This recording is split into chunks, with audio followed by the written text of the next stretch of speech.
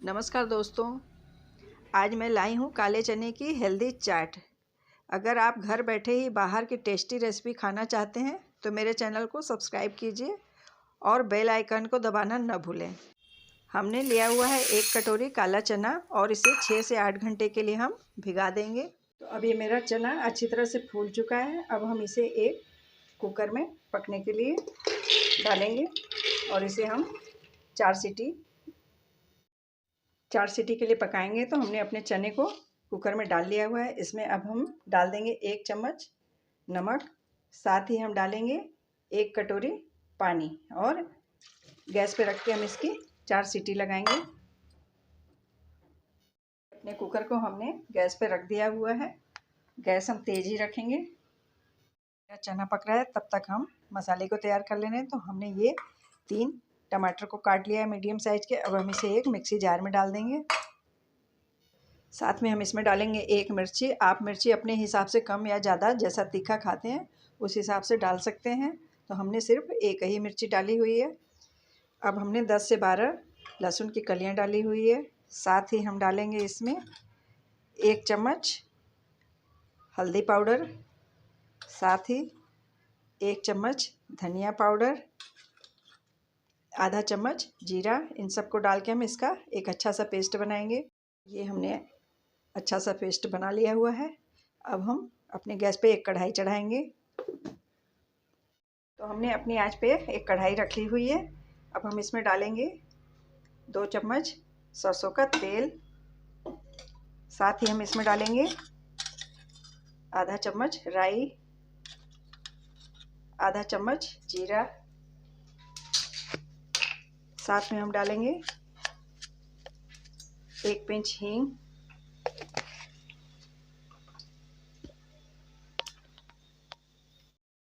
अब मेरा मसाला तड़कने लग गया है तो हम इसमें डालेंगे आधा चम्मच काश्मीरी मिर्च। साथ ही हम डालेंगे आधा चम्मच हल्दी पाउडर। इन सब चीज़ों को डाल के हम अच्छी तरह से मिक्स करेंगे। इसके साथ ही हम डाल देंगे अपना पिसा हुआ टमाटर का पेस्ट। इन सब चीज़ को डाल के हम अच्छी तरह से इसको भूनेंगे। तो इसको हम 5 मिनट के लिए खूब अच्छी तरह से भूनेंगे जब तक कि ये तेल न छोड़ दे। तो मेरा मसाला अभी थोड़ा भुनना बाकी है, तो इसे हम चलाते हुए ही भुनेंगे। जब एक अच्छी सी सुगंध आने लग गया है मसाले से तो ये हो जाता है कि मसाला मेरा पक गया है। तो इसे अभी हम 5 मिनट के लिए भूनेंगे। तो इसको हम तो ये मेरा मसाला अच्छी तरह से भूनने को है। तो अब हम इसमें डालेंगे आधा चम्मच सौंठ पाउडर। इसे भी डाल के हम अच्छी तरह से मिक्स करते हुए पकाएंगे।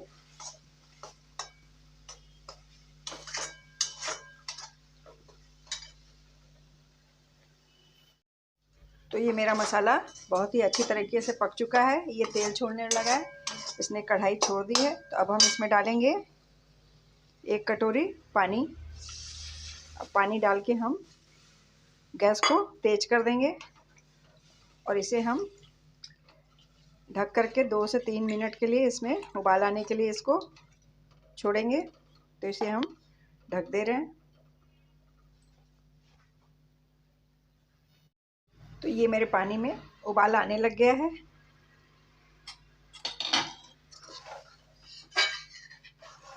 तो अब हम इसमें डाल देंगे अपना बॉयल किया हुआ काला चना जो हमने 4 सीटी लगा के रखी हुई थी।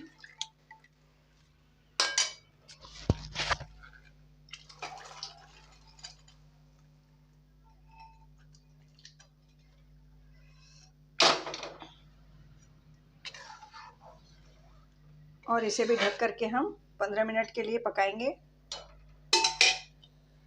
तो इसे भी हम अच्छी तरह से कवर कर दे रहे हैं। तो जब तक मेरी घुगनी पक के तैयार हो रही है तब तक हमने 6-7 बॉयल आलू लिए हुए हैं। इसे हम मैश करेंगे एक बाउल में डाल के इस तरह से।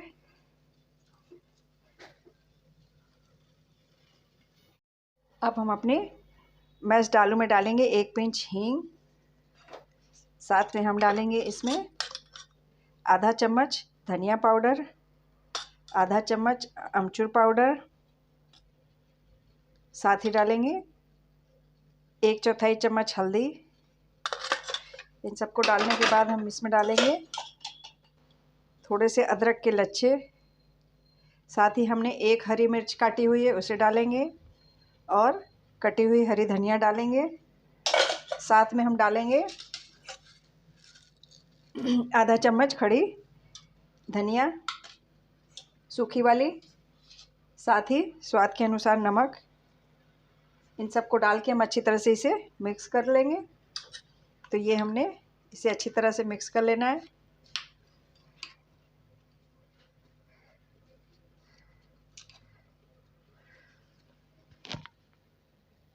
तो ये अपने आलू के मसाले को हमने अच्छी तरह से मिक्स कर लिया हुआ है। अब चलते हैं हम, तो मैं चेक कर ले रही हूँ अपनी चने की घुगनी को। तो ये कितनी बढ़िया से बन के तैयार हो रही है। इसका कलर कितना प्यारा सा है। अब हम इसे थोड़ी देर के लिए और ढकेंगे। तो ये हमने लिया हुआ है 1 कटोरी मैदा। इसमें हमने 1 चम्मच डालेंगे चावल का आटा अपने मैदे में।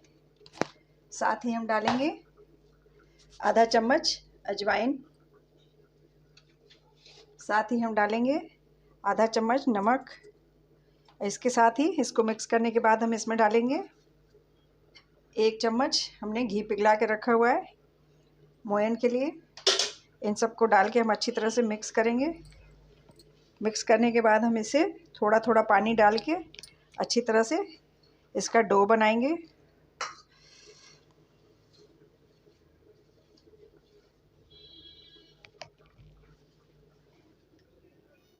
तो ये अपने डो को हमने अच्छी तरह से तैयार कर लिया हुआ है।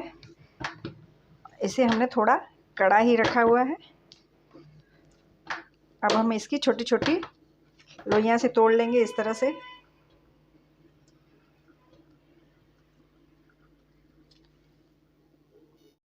अब जो हमने अपनी लोइयां बनाई है उसे हम हाथ से ही दबा के बीच में इसमें गड्ढा करते हुए इसमें हम अपने आलू के मसाले को यूँ दबा दबा के भर के इसे कचौड़ी का शेप देंगे इस तरह से।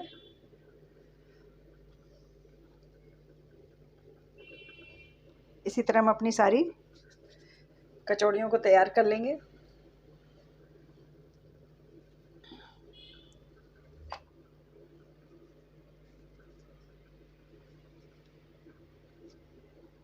इसी तरह हाथ से दबा दबा के हम इसको भर लेंगे।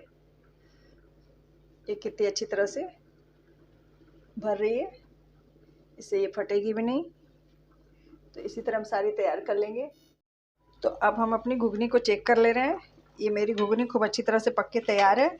इसमें हम डालेंगे हरी धनिया और साथ ही में डालेंगे अदरक के कुछ लच्छे।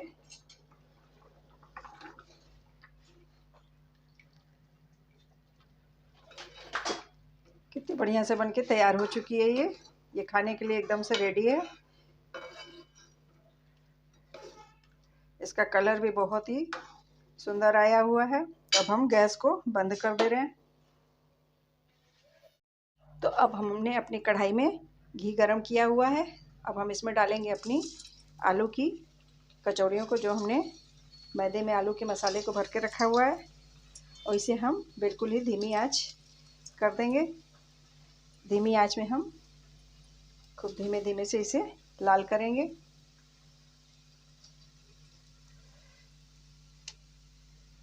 और इसे हम बार बार नहीं चलाएंगे, इसे हम 2 मिनट के लिए ऐसे ही पकने देंगे।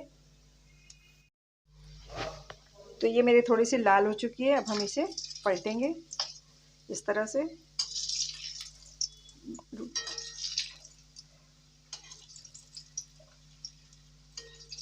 तो ये मेरी कितनी बढ़िया सी बन रही है। अब हम इसे यूं ही धीमी धीमी आंच पे पकने देंगे 5 मिनट के लिए।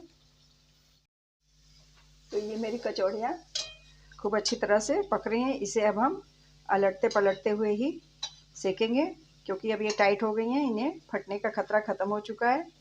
तो इसे हम बिल्कुल ही गुलाबी होने तक सेकेंगे।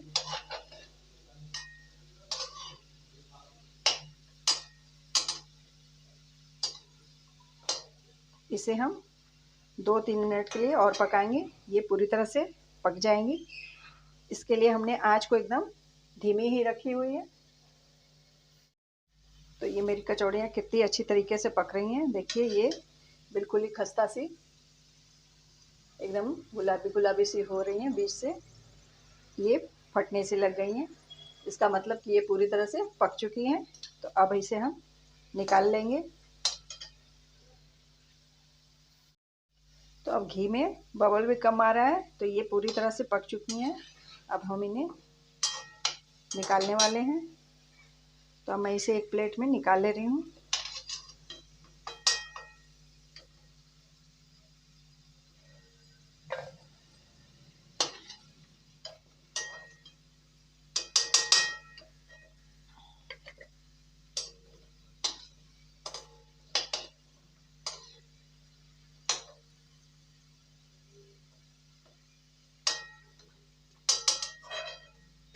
इसी तरह से हम अपनी सारी कचौड़ियों को पका लेंगे।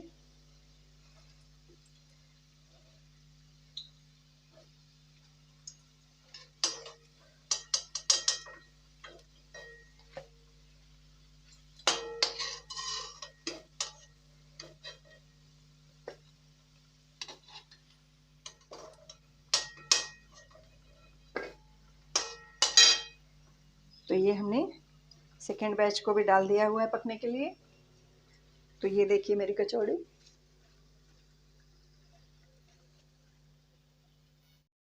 इसके साथ ही हमने अपनी घुगनी भी निकाल ले रहे हैं।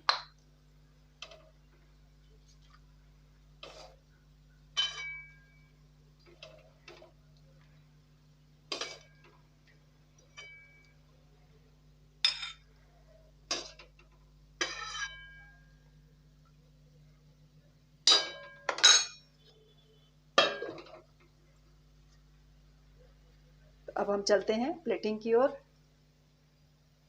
हम इसे 2 तरीके से सर्व कर सकते हैं। पहला तो आप इसे काले चने की घुगनी जो हमने तैयार की हुई है उसके साथ खा सकते हैं। ये बहुत ही फेमस नाश्ता है बनारस का।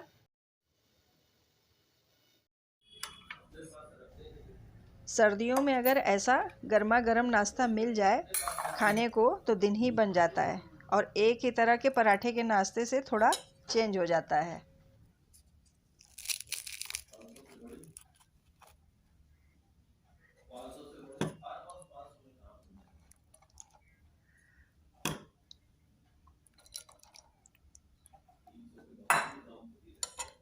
जिसके ऊपर हम डालेंगे बारीक कटा हुआ प्याज, और साथ में डालेंगे धनिया इमली की हरी चटनी, और साथ ही में डालेंगे गुड़ इमली की मीठी चटनी।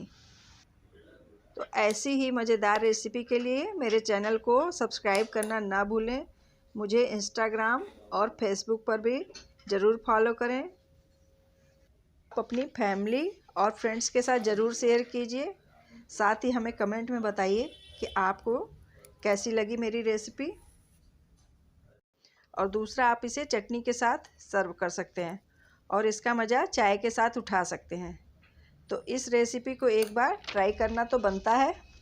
उम्मीद करती हूँ कि मेरी रेसिपी पसंद आई होगी। मिलते हैं एक नई रेसिपी के साथ। Thank you.